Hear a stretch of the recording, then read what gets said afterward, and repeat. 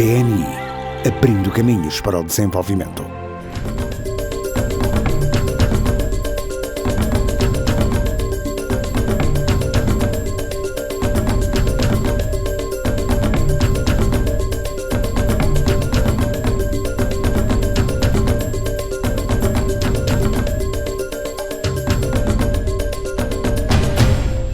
CTA quer pacotes de estímulos para galvanizar a atividade empresarial. Bom, nós temos um conjunto de medidas para estimular a economia, que tem sido a base para aquilo que é possível fazer numa realidade de um governo como o nosso. São várias opções que temos, desde pacotes de financiamento,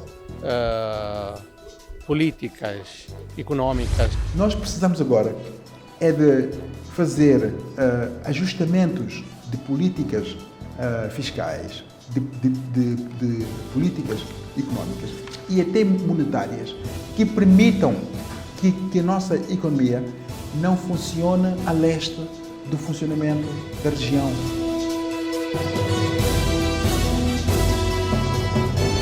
O clima empresarial é desolador. O ambiente do mercado está bastante agreste. Estamos num momento difícil em que a prioridade, acima de tudo, será encontrar estratégias de como vencer, como triunfar e como encarar o futuro. Boa noite, já está com o Semanário Econômico.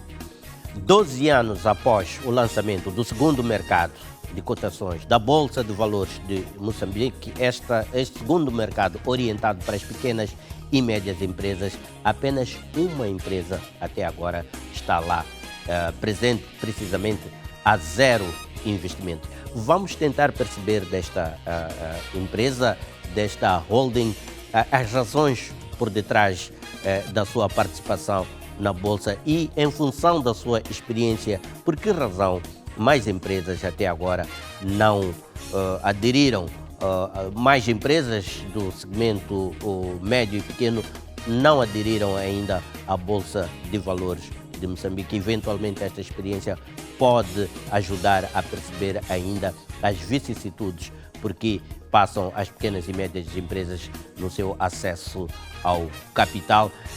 Tenho conosco o presidente do Conselho de Administração da Zero Investimentos, João das Neves. Boa noite, João das Neves, bem-vindo ao Semanário Econômico. Eu gostaria de perceber se se sente particularmente privilegiado com essa situação de ser o primeiro e o único empreendimento de pequena e média dimensão presente na Bolsa de Valores de Moçambique, se isso lhe confere alguma vantagem em particular e, sobretudo, qual é a motivação? O que é que lhe motivou a levar o seu empreendimento para o mercado de capitais? Muito obrigado. Dizer que a entrada da Zero Investimentos na Bolsa de Valores tinha essencialmente 3 ou 4 objetivos. O primeiro está relacionado com a disciplina que a Bolsa, portanto, impõe às empresas para estarem cotadas. Era uma disciplina que nos interessava, uma vez que para ter uma empresa, digamos, a crescer, é fundamental que ela esteja organizada e que esteja estruturada por dentro e que tenha, portanto, um olheiro que acompanha, portanto, o funcionamento da mesma. O segundo objetivo, naturalmente, era, portanto, uma maior exposição da empresa para possíveis investidores. Portanto, a visibilidade da empresa no mercado de investidores era também, portanto, um objetivo relevante para nós. O terceiro aspecto é a possibilidade de os acionistas da Zero poderem ter uma plataforma de disponibilização das suas ações para entrarem ou saírem da empresa no momento que acharem oportuno. E, finalmente, tínhamos também o objetivo de capitalização da empresa através, portanto, da Bolsa. Procurávamos, portanto, a disponibilização de investimentos a um custo acessível para a rentabilização dos nossos negócios. Obrigado, João das Neves. Já lá iremos ao aprofundamento dessa questão e outras ainda neste programa. Daqui a mais um pouco, outro tema que temos para analisar tem que ver com o relatório do FDS-MOS sobre o seguro inclusivo. Foi recentemente publicado o mais recente estudo sobre a evolução do seguro inclusivo, que é também referenciado como microseguro. Vamos tentar perceber as principais conclusões deste estudo, as recomendações que faz e quais os desafios que se colocam, mas também as oportunidades para a expansão do microseguro. É importante perceber que a penetração do seguro, no geral, na economia anda na casa dos 1,67%. O crescimento do mercado segurador anda entre os 20% e os 22% nos últimos 4 anos, o que representa, em princípio, uma grande margem de progressão para este setor de atividade e, por consequência, também para o microseguros. Silvio Chiao, do FSD-MOS, o Programa Moçambicano de Inclusão Financeira, está conosco para nos partilhar conosco as principais conclusões deste trabalho. Boa noite, Silvio Chiao. Qual é a principal fundamentação deste estudo? O que é que conduziu a FSD-MOS a realizar este trabalho? Qual é o principal objetivo e propósito deste exercício? Bom, muito obrigado. Houve 3 aspectos de fundo para a condução deste estudo. O primeiro é a Estratégia Nacional de Inclusão Financeira, que no fundo é a expressão do compromisso e do comprometimento do governo com o aprofundamento da inclusão financeira. A Estratégia Nacional de Inclusão Financeira tem como uma das suas prioridades o desenvolvimento do setor de seguros. E nós, enquanto FSD Moçambique, temos participado nas discussões dos grupos de trabalho desta estratégia, e aí tem vindo ao de cima a necessidade de desenvolver cada vez mais o setor de seguro.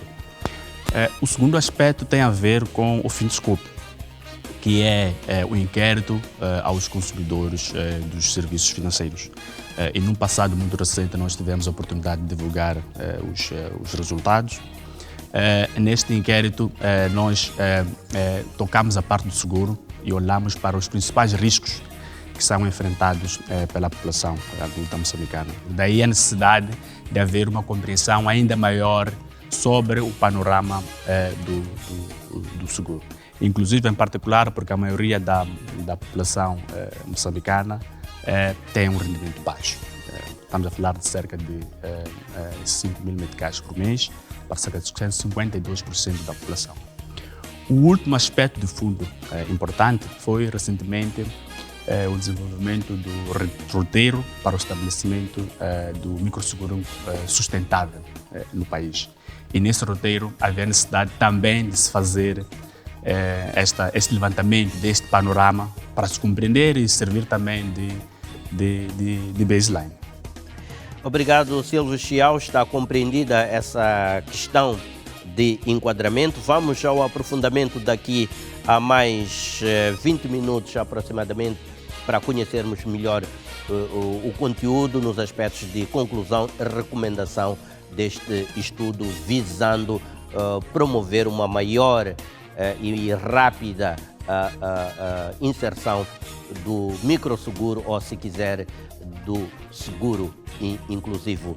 Vamos então conhecer as outras histórias informativas preparadas para esta edição. Com efeito, a CTA está empenhada em encontrar, junto do governo, soluções de estímulo para a economia. Está-se a pensar mesmo em pacotes de estímulo econômico-financeiro para as empresas, para permitir estas recuperarem da situação porque estão a passar, de crise, obviamente, quer decorrente da Covid, mas é preciso recordar que chegamos à situação da crise provocada pela Covid com as empresas a experimentarem grandes dificuldades de subsistência. Portanto, a CTA está, neste momento, apostada em encontrar pacotes de estímulo econômico para as empresas. Numa altura, entretanto, em que não há unanimidade relativamente a esta questão, na medida em que alguns setores, junto do próprio setor privado, entendem que realmente o que é necessário não são pacotes de estímulo, porque não temos uma configuração econômica que permita uma eficácia desses pacotes de estímulo. O que o governo precisava de fazer é precisamente aprofundar e acelerar as reformas. Mas, pronto, a CTA entende que os pacotes de estímulo econômico são necessários e parece que se vai avançar mesmo nesse sentido.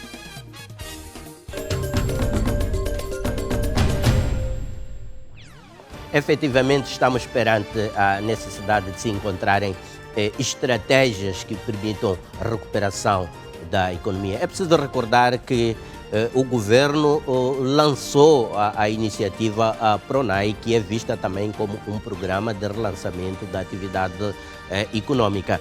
Mas o setor privado insiste na necessidade, na pertinência de se encontrarem estratégias mais abrangentes de recuperação econômica. Temos um conjunto de medidas para estimular a economia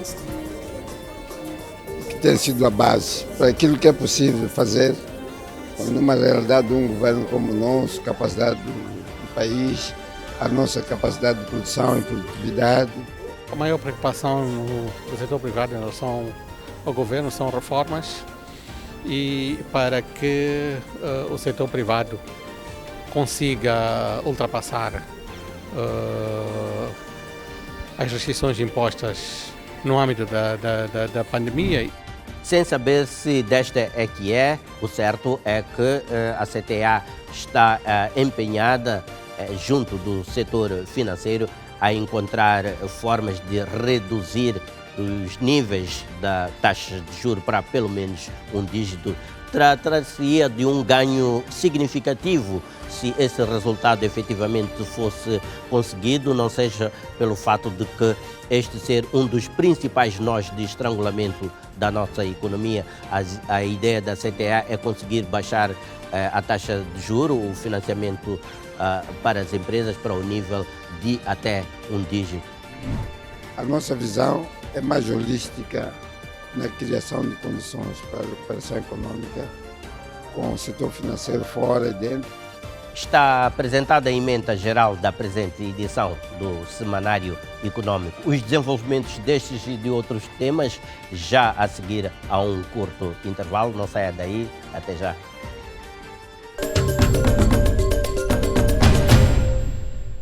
Há um banco em Moçambique que abre caminho para o desenvolvimento do país. Ajuda Moçambique a andar para a frente, construindo as ligações para o futuro. Respeita o potencial dos recursos naturais, colocando-os ao serviço dos moçambicanos. Pulsa com a energia da nossa terra, fazendo-a crescer com mais eficiência. Semeia a esperança, preparando um futuro próspero. Promove a inovação, dinamizando a economia e criando novas oportunidades de negócio.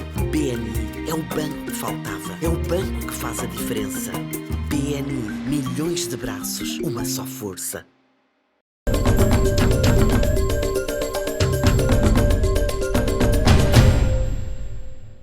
Aprofundar e acelerar reformas ou preparar pacotes de incentivos e estímulos econômicos. Estas são as grandes questões que neste momento pairam no espectro empresarial e econômico de uma forma geral, na tentativa de encontrar uma solução que permita uma rápida e consistente recuperação das empresas e da economia de uma forma geral, no contexto, sobretudo, da crise que afetou as empresas provocadas pela pandemia da Covid-19. O certo é que a CTA está empenhada em encontrar junto do governo uma solução em forma de pacotes de estímulos econômicos que permitam às empresas reconquistarem o ritmo de crescimento e sustentabilidade.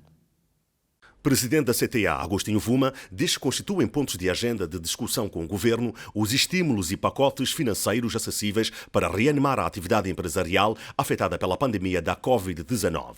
O indicador do clima econômico, expressão de confiança dos empresários, revela que registrou uma queda considerável no segundo trimestre de 2021, fato que acontece pelo segundo trimestre consecutivo, tendo o nível do seu saldo continuado abaixo da média da respectiva série temporal. A CTA quer, por conseguinte, no contexto da 17ª edição da CASP, colocar como ponto de discussão com o Governo propostas de estímulos econômicos acessíveis para reanimar a atividade empresarial. Bom, nós temos um conjunto de medidas para estimular a economia que tem sido a base para aquilo que é possível fazer numa realidade de um governo como o nosso, capacidade do país, a nossa capacidade de produção e produtividade, uma economia sobejamente conhecida pela sua dependência. A grande mensagem que nós temos é trazer estímulos e pacotes financeiros acessíveis para podermos galvanizar a produção e produtividade. Já o vice-presidente da Confederação das Associações Económicas, Zuneide Calumia, enfatiza que o diálogo entre o setor público e privado será pertinente discutir as reformas económicas que favoreçam a recuperação rápida e sustentável do setor empresarial.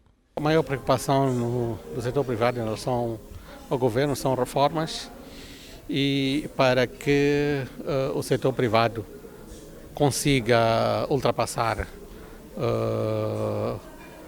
as restrições impostas no âmbito da pandemia e também da crise financeira que a gente vem. Nós desde 2015 temos tido crises cíclicas, recuperamos de uma, passamos para outra, então é encontrar reformas para que o setor privado possa crescer e fortalecer-se. Zuneide admite, no entanto, que no quadro da recuperação das empresas particularmente afetadas pela pandemia, há medidas de incentivo de que as empresas têm vindo a se beneficiar.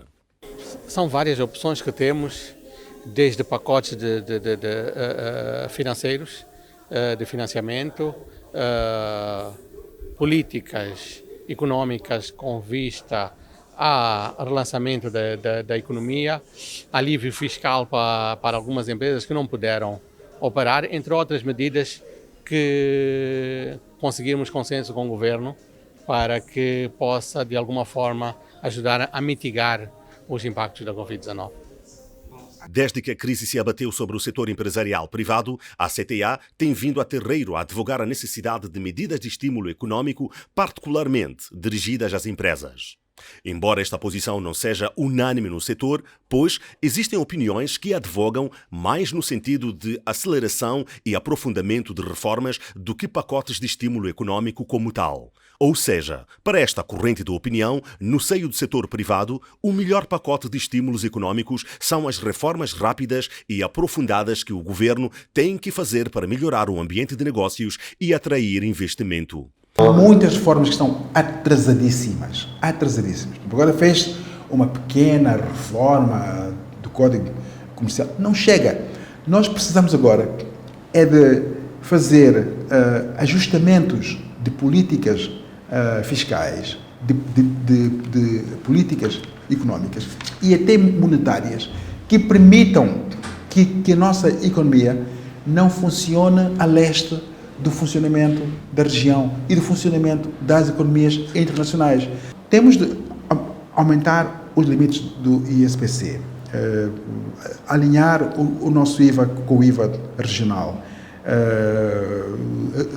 eliminar direitos aduaneiros para matérias-primas de produtos que não se produzem cá. Só tens que impor se a economia produz. Então, se não estamos em concorrência com ninguém, por que razão ter direitos aduaneiros sobre determinados produtos? O elevado custo do financiamento é um dos principais nós de estrangulamento da nossa economia e particularmente das empresas com taxas de juros acima dos 16%. É praticamente inviável para a maioria do tecido empresarial moçambicano e, consequentemente, não havendo, por via disso, um efetivo financiamento à economia de uma forma geral, a CTA está a encetar contactos mais objetivos junto do setor financeiro com vista a baixar os níveis de crédito para até um dígito. Apesar do seu papel crucial na promoção das atividades de consumo e de investimentos dos agentes económicos e, por conseguinte, estímulo de crescimento da economia, o acesso ao financiamento, particularmente o crédito bancário, ainda é limitado devido ao seu custo considerado bastante elevado para a generalidade dos agentes económicos. Além dos seus custos diretos e indiretos subjacentes ao processo de obtenção de financiamento, incluindo impostos, comissões e outros encargos suportados pelos mutuários, o custo do crédito bancário é, sobretudo, onerado pelas altas taxas de juro. Estas, apesar de terem registrado uma redução considerável nos últimos 4 anos, com as taxas médias de empréstimos a estabilizarem em torno dos 20% em 2021, contra a média de cerca de 28% de 2017, as mesmas continuam sendo consideradas incomportáveis e pouco competitivas para a esmagadora maioria do tecido empresarial nacional. Referindo-se à persistência desta situação, o presidente das Confederações das Associações Económicas, Agostinho Vuma, adiantou ao O Económico as iniciativas que estão a ser empreendidas pelo setor privado para trazer o custo de financiamento para níveis mais ajustados às capacidades ou realidade das empresas nacionais. A nossa visão é mais holística na criação de condições para a recuperação econômica, com o setor financeiro fora e dentro. Na beira, colocamos pacotes de um fundo que foi exíguo, só serviu para cerca de 42 milhões de meticais, mas continuamos a incentivar a criação de outros fundos e também a entrada do setor financeiro estrangeiro. Temos o Banco Mundial e estamos a discutir a taxa de juros que está a níveis de cerca de 16%. Para todos esses choques, desde 2016, a nossa abordagem é encontrar portanto, uma taxa de juros a um dígito. O elevado custo de financiamento tem sido apontado como um nó de estrangulamento da economia nacional, gerando vários debates nos diferentes quadrantes da sociedade. A falta de informação sobre a fiabilidade e solvência dos potenciais mutuários e o elevado risco tem sido invariavelmente apontado como um dos principais responsáveis pelo alto custo de financiamento ao nível da banca nacional. A estes fatores, junta-se a baixa competitividade no setor bancário. Moçambique conta atualmente com 20 bancos comerciais. No entanto, ainda reina a percepção da existência de uma baixa competitividade no setor bancário. Esta percepção está associada à ideia de que o setor apresenta mais características oligopolistas do que competitivas, resultando de um alto custo de financiamento, pois há um uso ineficiente dos fundos. As taxas de juro chegam aos 16% com os financiadores internacionais, razão pela qual o setor privado tem estado a negociar com os financiadores para que as taxas aplicadas sejam aplicadas a um dígito. O que sucede, efetivamente, é que o setor privado faz uma leitura bastante crítica das condições de mercados atuais. É por essa razão que a CTA acha pertinente se encontrar estratégias para a recuperação das empresas. O clima empresarial é desolador. O ambiente do mercado está bastante agreste. O indicador do clima econômico do Instituto Nacional de Estatística, expressão da confiança dos empresários do setor real da economia, registrou uma deterioração ao longo do primeiro semestre de 2021, tendo o respectivo saldo se situado em 85,7 pontos, abaixo do saldo de 86,7 pontos de maio e da média de 98,4 da respectiva série temporal. O índice de robustez empresarial de 40% no último trimestre de 2020 para 29% no segundo trimestre de 2021, uma queda de 11 pontos percentuais. Como vê, esta taxa tem uma componente muito importante. Primeiro porque ela ocorre numa altura de muitas, ou seja, de grandes adversidades. E como vê o lema em si, portanto, já está a reformular, ou seja, reformulando o ambiente de negócios para a recuperação econômica.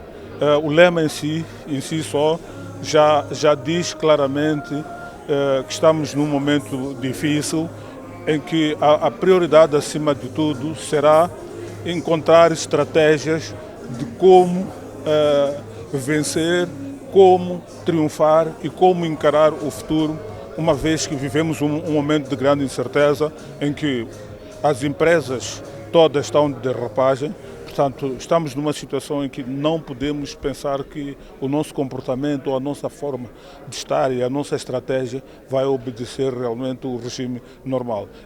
Vasco Manhissa apresenta alternativas para se reverter a situação. Eu não irei falar mais em questões de ajuda, porque neste momento está mais que provado que as ajudas que possam existir não passam mais do que realmente regaçarmos as mangas e olharmos, de certa forma, como empresariado, quais são as novas formas de estar, qual é a nova estratégia que temos que adotar para podermos olhar com bons olhos como enfrentar realmente o impacto, porque pensando em ajudas, o próprio governo já disse que também não está a viver, portanto, num mundo diferente do que nós vivemos, está a viver também a mesma realidade. E o maior contribuinte do próprio governo somos nós, como setor privado, a nível do pagamento de impostos. Manhissa aponta a necessidade de o diálogo entre o ator público e o privado ter que ser consequente, ou seja, deverá surtir efeitos. Entre outros, o alívio das barreiras que tornaram as reformas cada vez mais demoradas. As empresas que foram realmente afetadas não estão fora daquilo que é o nosso foco, porque nós, como CTA, nós representamos o setor privado no seu todo. Aquelas empresas resilientes e as outras que realmente não conseguiram aguentar com o embate. É por isso que quando falamos de olhar para as reformas, essas reformas são aquelas que de certa forma poderão trazer algum alívio, algum empurrão para que essas empresas possam realmente ressuscitar. Daí a razão e a nossa ambição de mantermos esse diálogo com o governo como nosso parceiro para a busca dessas alternativas. A remoção das referidas barreiras contribuirá, sobremaneira, para uma maior flexibilidade, não só na elaboração, como na implementação de reformas para a melhoria do ambiente de negócio. Segundo o Índice de Implementação de Reformas, indicador quantitativo computado pela CTA, que traduz o nível de implementação de reformas conducentes à melhoria do ambiente de negócios.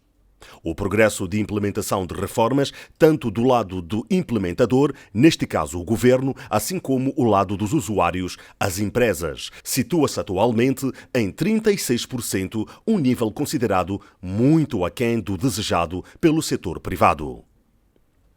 O índice resulta de um levantamento efetuado pela Confederação das Reformas aprovadas nos últimos 5 anos e a avaliação do seu nível de implementação, apontando a Lei Insolvência, o regulamento do reembolso do IVA, a retirada da obrigatoriedade de uso da Terminal Especial de Exportação de Nacala, integração dos Ministérios da Janela Única Eletrónica, como, por exemplo, de reformas aprovadas cuja implementação não registrou avanços significativos.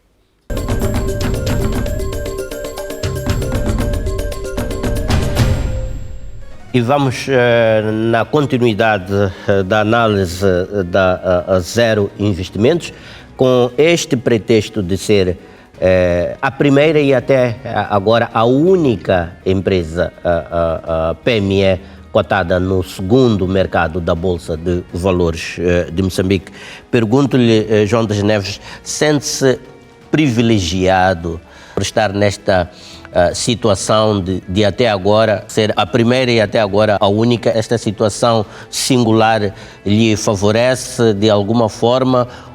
Na realidade, até em algum momento sentimos-nos de certa forma sacrificados por sermos o pioneiro e aquele que abre os caminhos para os outros. Portanto, sentimos que em determinado momento o facto de nós abrirmos o caminho, estamos naturalmente a fazer parte desse desenvolvimento que pretendemos para a Bolsa, mas muitas vezes os primeiros têm que sempre partir mas também a pedra, há benefícios, exato, mas há também benefícios, os chamados First Move Advancer, quer dizer, os primeiros a chegarem. Sem dúvida nenhuma, nós estamos habituados, portanto, a ser game changers, como se costuma dizer, portanto, mudar o procedimento do mercado e alterar, portanto, paradigmas.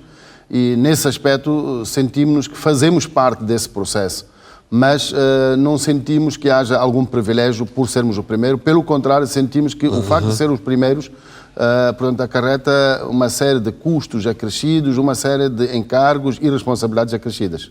Isso frustra aquilo que foram as expectativas e a motivação que vos levou a esta, digamos assim, não diria ousadia, mas este arrojo de poderem, digamos assim, se fazerem encontrar na bolsa. Repare que, desde lançada em 2009, são quase 12 anos, sensivelmente, o segundo mercado não conseguiu atrair mais do que a zero investimentos.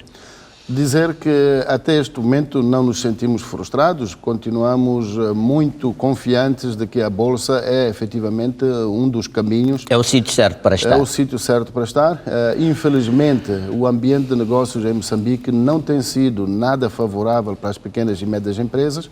É muito difícil empreender em Moçambique e com a agravante, naturalmente, destes 2 últimos anos que com o Covid foram terríveis. Então, neste momento, dizer que é o sítio certo, é o caminho certo, mas provavelmente ainda não é o melhor momento para a abertura dos investimentos, portanto, em bolsa para as pequenas e médias empresas. Há ainda uma série de desafios que têm que ser removidos para que isso possa vir a acontecer de forma prática. Quando falamos logo no início, referiu-se a 4 aspectos centrais que motivaram a sua empresa, o seu grupo empresarial. A Zero Investimentos é uma holding, não é? Com um portfólio, com uma série de empresas. Tinha que ver com questões à volta da disciplina organizacional, a questão da visibilidade, a questão da valorização para os acionistas e a própria capitalização da empresa. Deste conjunto de fundamentos motivacionais para entrarem no segundo mercado da Bolsa de Valores, quais deles foram conseguidos e quais é que foram menos conseguidos? Dizer que os primeiros 3 objetivos foram alcançados e superados. A questão da visibilidade que a Zero Investimentos ganhou no mercado foi enorme, foi muito acima daquilo que nós esperávamos. Dizer que a Bolsa de Valores tem vindo a dar uma colaboração excepcional em todo o trabalho de promoção e, portanto, de integração no mercado. A questão da disponibilização de um meio para os acionistas entrarem ou saírem da empresa no momento certo está disponível. Portanto, os acionistas estão conscientes e interessados e satisfeitos com esta opção.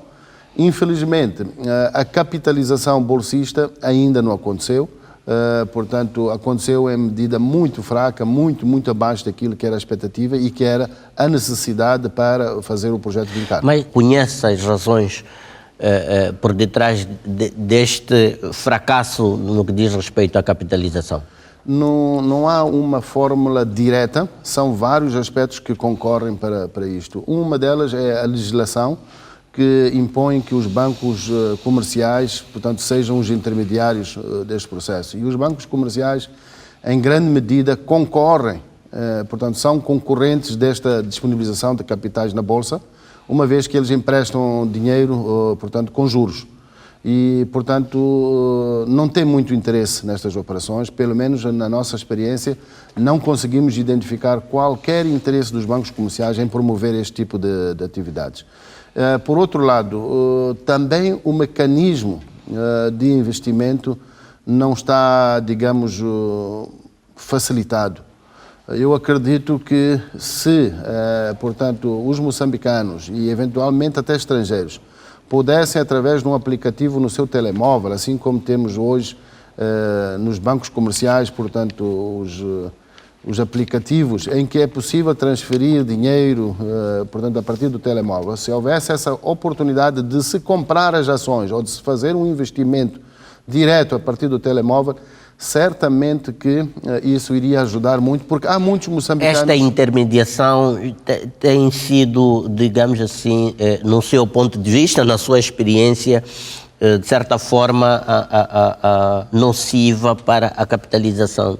Sem dúvida nenhuma. Ou onerosa? Sem dúvida nenhuma. Particularmente para as pequenas e médias empresas. Sim. Porque no primeiro mercado, e muito em particular no mercado obrigacionista, os bancos estão muito interessados nisso. Estão muito interessados em comprar obrigações, investir em obrigações, fazer a aplicação de alguns seus clientes em obrigações, mas porque os volumes são muito maiores. No caso das pequenas e médias empresas, os valores são muito pequenos e os bancos consideram um desperdício de tempo para trabalhar nesse processo e acham que não são suficientemente remunerados. Aliás, os custos da banca, quer pela custódia das contas de títulos ou das ações, quer por qualquer transação bolsista, é um escândalo realmente. Pois, voltemos então ao seu empreendimento, mas antes disso, nós sabemos que o segundo mercado foi criado no pressuposto de relaxamento de requisitos. Então, não se relaxou o suficiente, persistem ainda aspectos que precisam de ser ainda mais, digamos assim, minimizados do ponto de vista de requisitos? Os moçambicanos gostam de ver para crer. E, dito isto, muitos deles estão à espera da Zero Investimentos ser um caso de sucesso para poder vir a correr, aderir, portanto, à Bolsa. E como até este momento ainda não conseguem ver um sinal muito positivo e claro da Zero Investimentos, eles consideram que tudo é um fracasso. Mas a Zero não está, digamos assim, não está desesperada com essa situação de ainda não ter atingido este objetivo que se referiu da capitalização que o levou.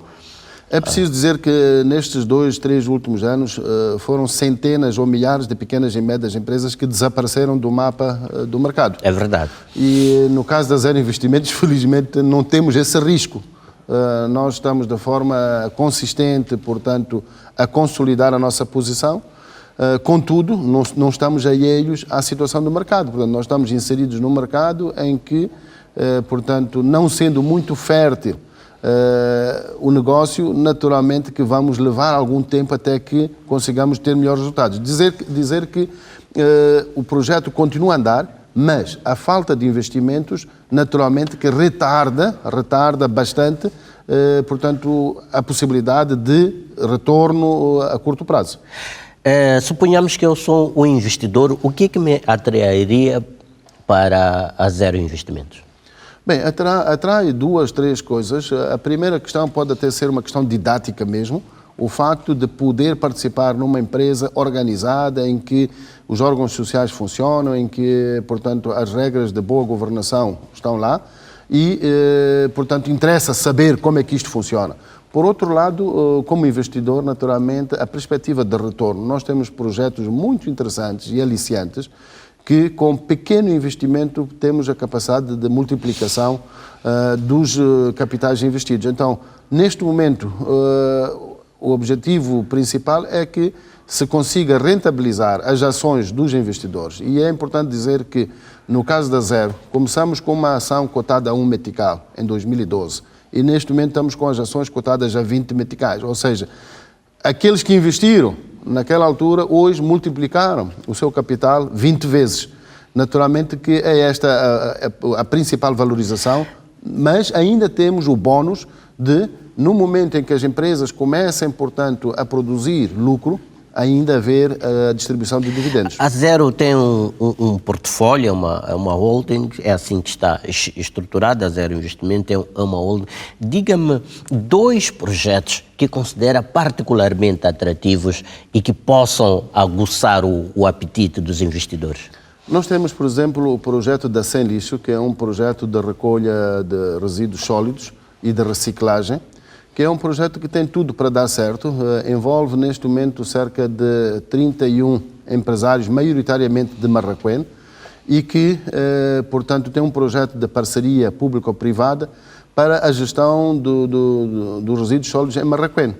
E tem, inclusive, um protocolo com o governo distrital e que tem toda a oportunidade para ser um projeto muito, muito interessante, viável e que, por um lado, ajuda o governo a resolver as preocupações do desenvolvimento rápido de Marraquém, mas, por outro lado, a viabilização dos investimentos dos acionistas. Um outro projeto também igualmente interessante no qual estamos a participar na área de energia é o projeto de gás, portanto, da Fuel Management Company, em que nós, com parceiros, estamos a introduzir não só a distribuição de gás de cozinha, gás doméstico, mas também estamos a entrar juntamente em parceria com a Autogás no projeto de distribuição de gás para viaturas. Muito bem, iremos em próximas oportunidades ver em concreto a realização desses projetos.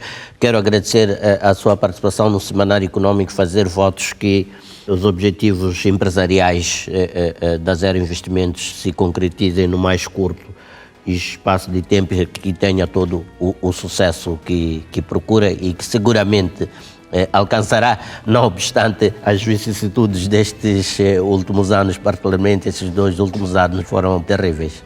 Certo, muito obrigado. Nós estamos também empenhados nesse projeto e certamente confiantes que vamos conseguir. Obrigado. Estivemos assim com João das Neves, o presidente do Conselho de Administração da Zero Investimentos, a falar da sua experiência no nosso mercado de capitais, particularmente o segundo mercado. Este mercado criado em 2019, mas que até agora permanece como uma única empresa cotada, precisamente a Zero Investimentos. Quisemos perceber as particularidades dessa situação com quem tem esta experiência vivencial sobre o segundo mercado da nossa praça financeira. Momento para fazermos uma breve pausa, retomamos o programa logo a seguir.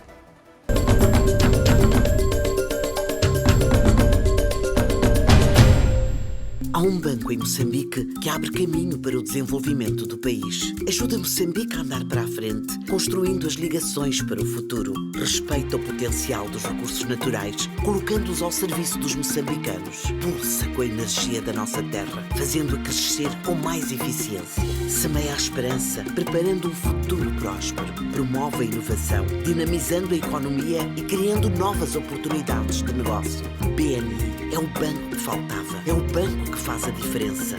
BNI, milhões de braços, uma só força.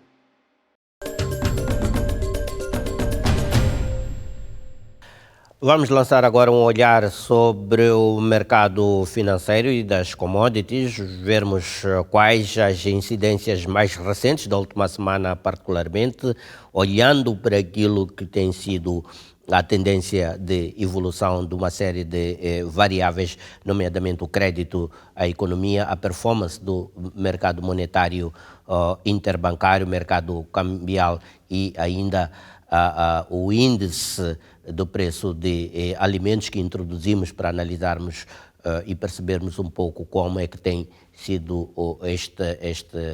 este indicador, que é particularmente importante na medida em que Moçambique é um produtor de alguns dos alimentos mais procurados na economia internacional.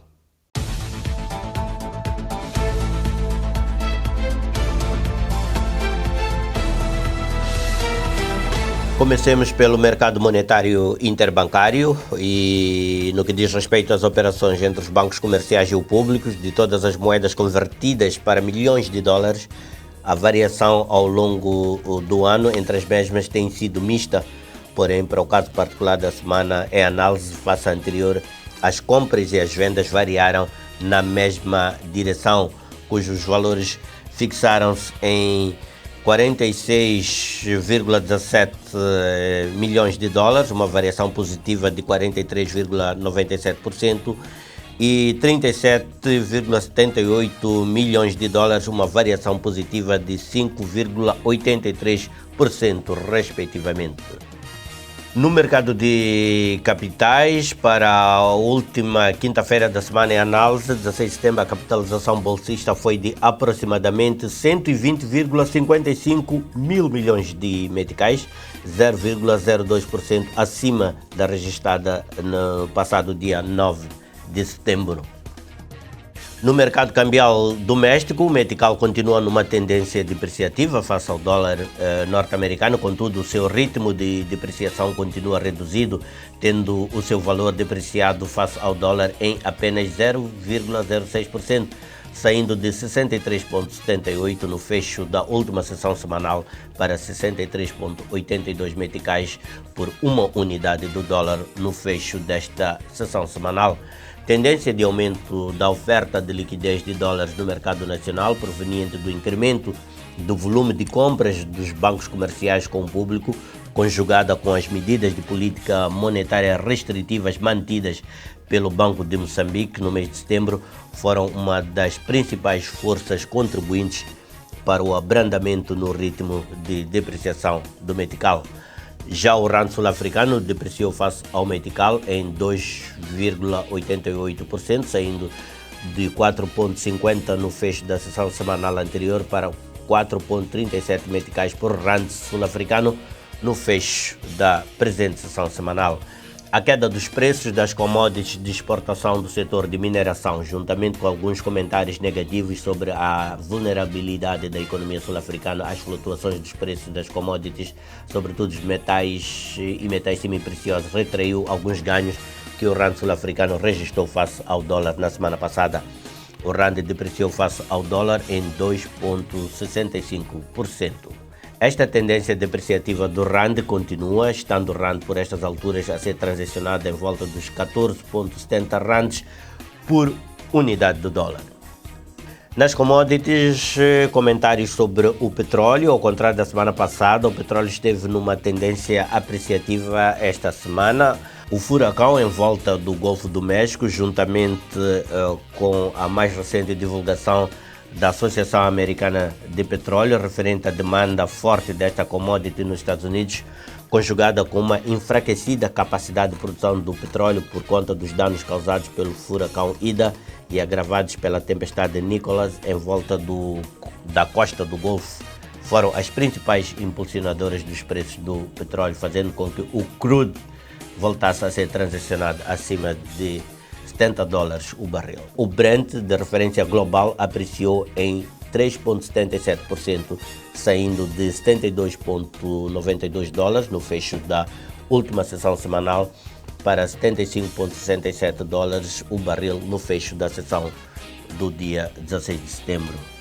A platina tem estado sob pressão, tendo sido transacionada abaixo da fasquia de 1,050 por onça desde julho, após ter atingido um dos níveis mais altos do ano em abril, em volta de 1,200 por onça. Esta tendência é devido à fraca demanda, sobretudo na indústria automóvel, que é uma das indústrias que mais usa este metal para a produção de autocatalisadores. Nesta semana, a platina continua numa tendência depreciativa, quebrando a fasquia de $950 a onça, após ter sido transacionada à volta de 1,50 em julho, no início do terceiro trimestre.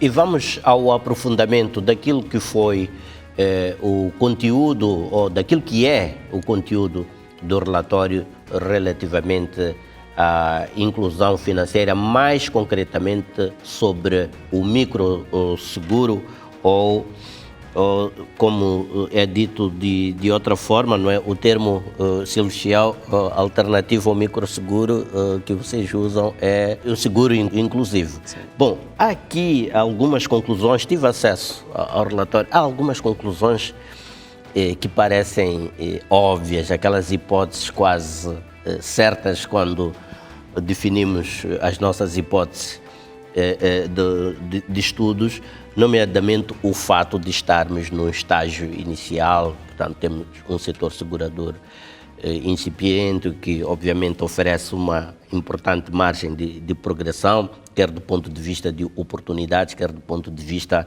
de uma maior inclusão financeira.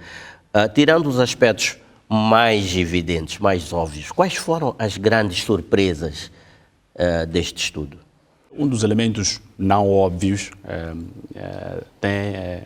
está relacionado com o contributo do Microseguro em termos de prémios brutos emitidos no setor do seguro como um todo. Portanto, o prémio bruto emitido é o valor que se paga para que se possa ter acesso às apólices de seguro. Portanto, é o valor que é coletado para efeitos de emissão. O volume do microseguro é inferior a 1%. E aqui nós notamos que, do ponto de vista de informação, desagregação de informação, ainda não está, pode haver espaço para melhorias, não é? Portanto, os dados relativos ao seguro convencional ainda não estão devidamente separados dos dados do microseguro. Esta é uma das grandes questões. A segunda é de que já começa a haver diversos tipos de produtos neste setor de seguro inclusivo, como seja um seguro de funeral, o seguro de despesas hospitalares, o seguro de crédito, o seguro de acidentes pessoais e o acidente da agricultura. E destes que mencionei, o seguro de funeral é o mais dominante. Cerca de 62% dos consumidores do microseguro vão para ou têm um seguro de funeral. Assim, de um modo global, nós temos cerca de 1/4 de milhão de moçambicanos a aderirem ou a fazer o uso do microseguros. Um outro aspecto de extrema relevância tem a ver com a distribuição. São usados diversos canais de distribuição. As instituições financeiras são um desses canais, sobretudo para o seguro de crédito. As organizações comunitárias, as operadoras de rede móvel ou de telefonia móvel, algumas insurtechs, as próprias corretoras de seguro. Portanto, começamos a ver aqui uma diversificação dos canais de distribuição. Mas para o microseguro, em particular, continua a ser um desafio, porque o prémio para o microseguro são de valores muito baixos e é preciso haver eficiências no processo, por um lado. Por outro lado, é preciso que se aumente a escala para que o negócio do seguro inclusive seja sustentável.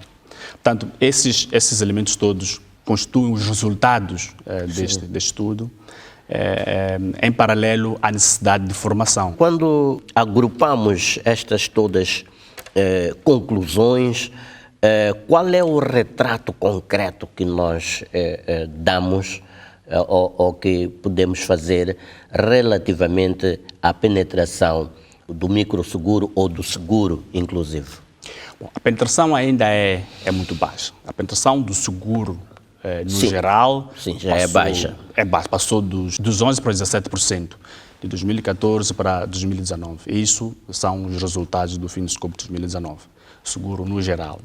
O microseguro, em particular, a penetração ainda é muito baixa. E é por isso que um dos grandes objetivos deste estudo, para além de trazer esse retrato atualizado sobre o panorama, era também trazer algumas recomendações para os diversos blocos, os diversos atores, começando pelos reguladores, seguindo os próprios market players e depois os facilitadores do mercado, dos quais o FSD Moçambique também faz parte.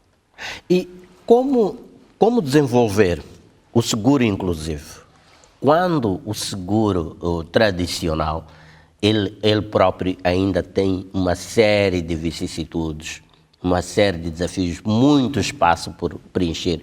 Como é que isto poderá ser feito, tendo em conta as informações geradas pelo estudo? Bom, aqui é preciso compreender a caracterização da nossa população adulta. Parte substancial da população, quer jovem, quer adultos, sobretudo nas zonas rurais, dependem da agricultura para o seu sustento. Dependem também do negócio informal e das micro, pequenas e médias empresas. Como fiz menção anteriormente, cerca de 52% da população adulta tem um rendimento que vai até 5.000 meticais por mês. Portanto, isso remete logo à necessidade de se desenvolver ainda mais o microseguro, porque é onde está a maioria da população sob o ponto de vista de capacidade de adesão a este tipo de produtos que servem para mitigar eventuais riscos que possam vir a materializar. Por isso mesmo é que damos maior importância a este microseguro. Naturalmente, as soluções que forem a ser encontradas depois vão se propagar para o sistema como um todo. Acha que é sustentável o seguro inclusivo na atual configuração do mercado para esta atividade? Como se referiu, temos maior faixa da população com rendimentos até os 5 mil meticais, trabalhando fundamentalmente no setor agrícola. Há sustentabilidade para que os empreendedores avancem no terreno com produtos de seguro inclusivo? Sim, há sustentabilidade. Todavia, há uma série de elementos que têm que ser tomados em consideração. O primeiro é este da inovação, porque é importante que compreenda-se as reais necessidades do consumidor final. E é por isso que nós advogamos o princípio do desenho centrado no homem, para todo e qualquer produto e serviço financeiro. Portanto, é compreender a demanda, o que é que o consumidor precisa, e só a partir daí desenvolver o produto. E não o inverso de o consumidor ter que procurar no que está disponível junto dos provedores de serviço algum produto que possa servir os seus interesses. Este é o primeiro aspecto. O segundo aspecto tem a ver com o uso de canais de distribuição não convencionais, portanto, aqueles que estão mais próximos. Se os provedores de serviços estiverem mais próximos das agremiações, associações de agricultores, portanto, esses que empreendem alguma atividade rentável, é possível começar a termos maior penetração do seguro. E aqui também a questão do uso da tecnologia para ver eficiências no meio disto tudo. Nós já começamos a ver insurtechs a emergirem, que no fundo é o uso da tecnologia para servir os interesses dos processos. Portanto, a digitalização é uma oportunidade para dar sustentabilidade e dar acessibilidade ao seguro. Sem dúvida nenhuma. No caso concreto, seguro inclusivo. Sem dúvida nenhuma. Bom, há um conjunto de recomendações que são feitas. Quais as principais recomendações? Aquelas que se parecem mais execuíveis, se não mesmo mais prementes de serem realizadas? Comecemos com o primeiro bloco, o dos reguladores e fazedores de política. É necessário aqui haver, digamos, o afinamento dos requisitos para, digamos, o reporte da atividade do microseguro. E aqui, permita-me dizer com satisfação do trabalho que fizemos, que o regulador, o Instituto de Supervisão de Seguros de Moçambique, já tem planos em andamento para que esses requisitos sejam mais afinados. Portanto, possa haver desagregação de informação sobre o seguro convencional e o microseguro, isso por um lado. Por outro lado, é este aspecto do aprimoramento da regulação. Portanto, a questão do KYC, que é a obrigatoriedade dos provedores conhecerem os seus clientes, e a questão do AML, que está relacionada com o branqueamento de capitais. Portanto, há aqui a necessidade de se estabelecer um equilíbrio entre a estabilidade do sistema financeiro, a proteção do cliente com a realidade no terreno, portanto, para que o quadro regulatório seja mais propício para o desenvolvimento desta atividade do seguro inclusivo. A outra recomendação ainda neste bloco dos reguladores e fazedores de política tem a ver com esta necessidade de considerarem alguns subsídios e ou incentivos fiscais para alguns produtos de seguro inclusivo que são de alto risco. E aqui estão, por exemplo, o seguro agrícola e o seguro de saúde. Portanto, e ainda para terminar, a questão da educação financeira. Portanto, o regulador já tem feito em coordenação com outros parceiros, educação financeira dos consumidores, mas é necessário imprimir-se ainda mais dinâmica, porque as pessoas têm que compreender a importância do seguro para poderem aderir. E o que é que se pode esperar que venha efetivamente a ser feito?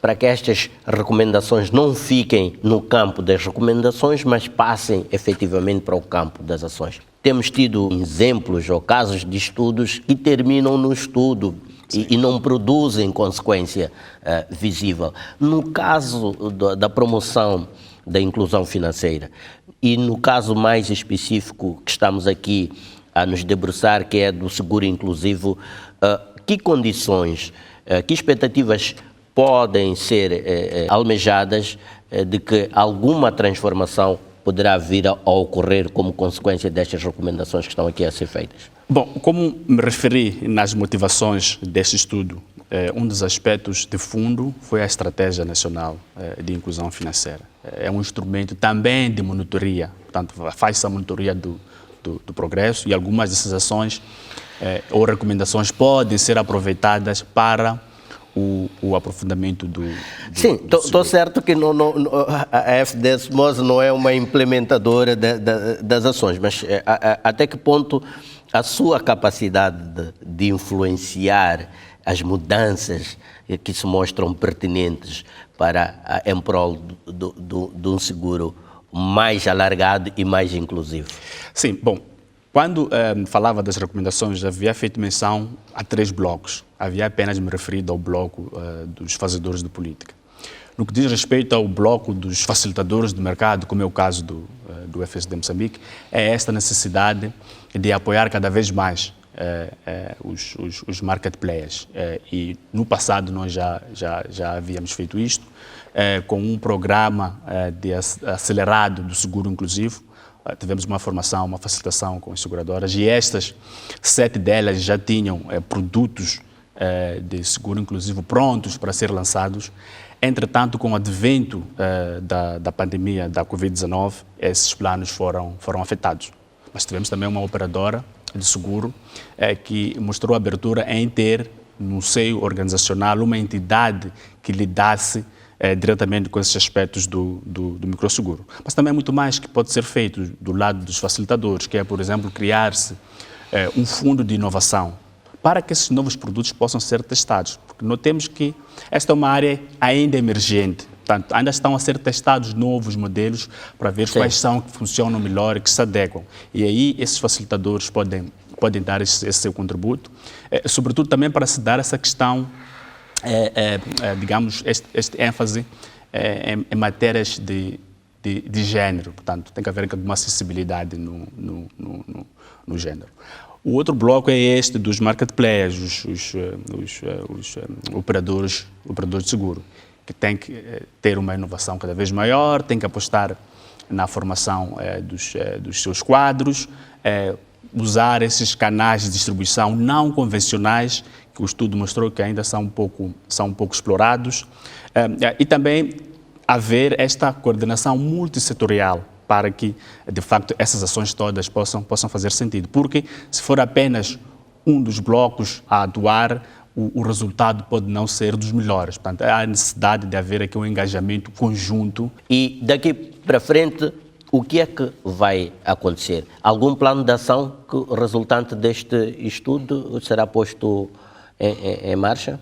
Sim, nós no ato de lançamento deste estudo, nós fizemos-lo num formato virtual, devido à pandemia da Covid, como já havia mencionado, mas tivemos um painel de debate sobre as oportunidades que podem ser aproveitadas para que este setor possa crescer. E foram levantados alguns caminhos para que tal suceda. Um deles é este, de se apostar ainda mais na formação, na capacidade técnica de desenho deste tipo de produtos. De se apostar cada vez mais na centricidade do cliente. De se aprimorar mais como já havia mencionado, esta colaboração dos diversos atores. De haver este apoio dos facilitadores junto dos reguladores para que o quadro regulatório possa ser mais propício para o desenvolvimento da indústria. Portanto, há uma série de ações que estão ali elencadas que vão ser naturalmente nos próximos tempos tomadas em atenção e implementadas. Sr. Luciano, muito obrigado por estar aqui no Semanário Econômico e até uma próxima oportunidade. Muito obrigado. Ficamos por aqui relativamente ao tema de fundo. Fazemos agora uma breve pausa e eu volto logo a seguir. Até já.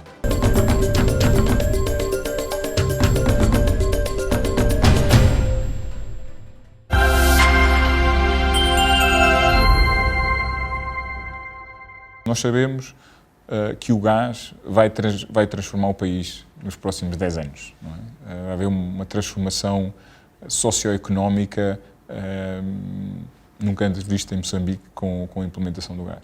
E, portanto, se houver uma estratégia ao nível do setor público e ao nível do setor privado que promove a criação de empresas que terão um papel fundamental nas cadeias de valor, então teremos que ter o contributo de várias entidades públicas e privadas, uma estratégia quase única e focada nesse aspecto. E, portanto, isso implica muita coordenação, mas já se viu que pode ser uma das chaves para o sucesso.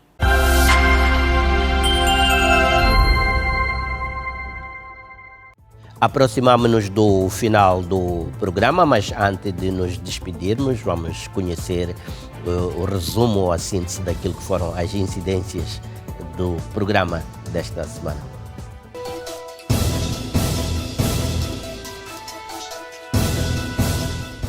CTA quer pacotes de estímulos para galvanizar a atividade empresarial. Bom, nós temos um conjunto de medidas para estimular a economia, tem sido a base para aquilo que é possível fazer numa realidade de um governo como o nosso. São várias opções que temos, desde pacotes de financiamento, políticas econômicas. Nós precisamos agora de fazer ajustamentos de políticas fiscais, de políticas económicas e até monetárias que permitam que a nossa economia não funcione a leste do funcionamento da região.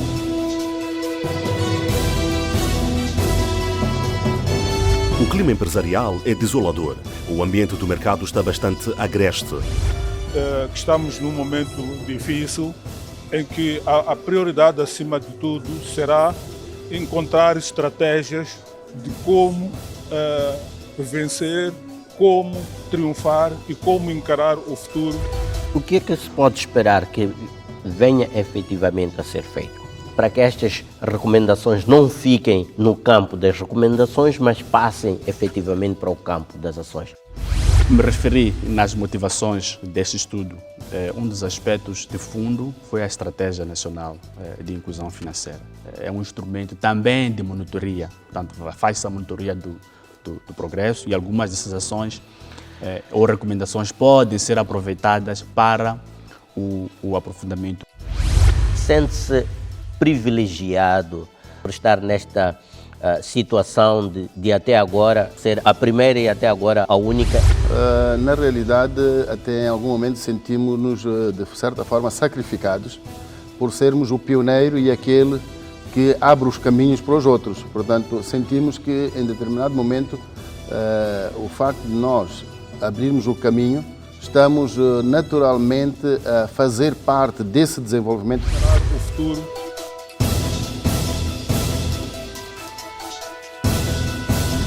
Chegamos mesmo ao final, foi um prazer imenso estar em sua companhia, agradecemos-lhe por isso e renovamos o convite para que esteja conosco próxima quarta-feira, logo após o telejornal, aqui na televisão de Moçambique. Até lá e uma boa noite.